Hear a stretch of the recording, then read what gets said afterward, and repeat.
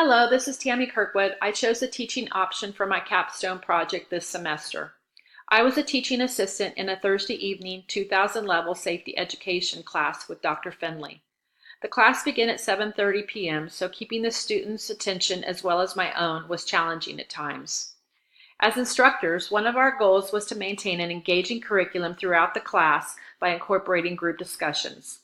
The students were encouraged to utilize their personal technology as they researched topics, followed by a quick presentation to the class. When you're walking on campus and you take a look around at others, you will likely observe there are more people on their phones than those who are not. Smartphones are everywhere, inside and outside the classroom. Once settled into their chairs in class, do students' smartphones get stashed away? Maybe, maybe not. Personal technology in the classroom, specifically smartphones and laptops, can be a distraction to post-secondary instructors and students.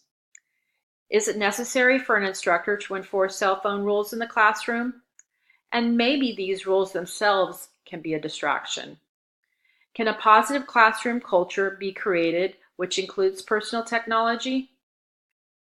During my review of literature, studies showed that students and faculty viewed smartphones as a distraction, that educators felt the need to incorporate rules in their syllabus, and some students supported this.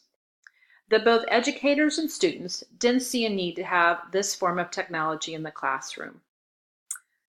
And undergraduate students at Western Carolina University specifically included cell phone use guidelines when they designed a student code of professional ethics for a semester project.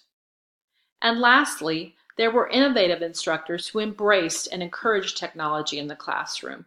And some examples were a polling app which was incorporated into a PowerPoint presentation, which created real-time engagement.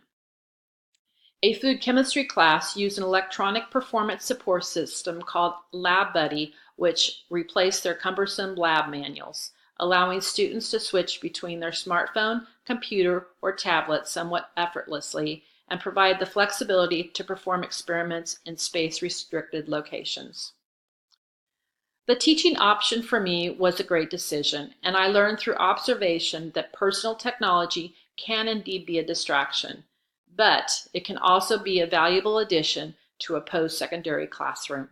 Thank you.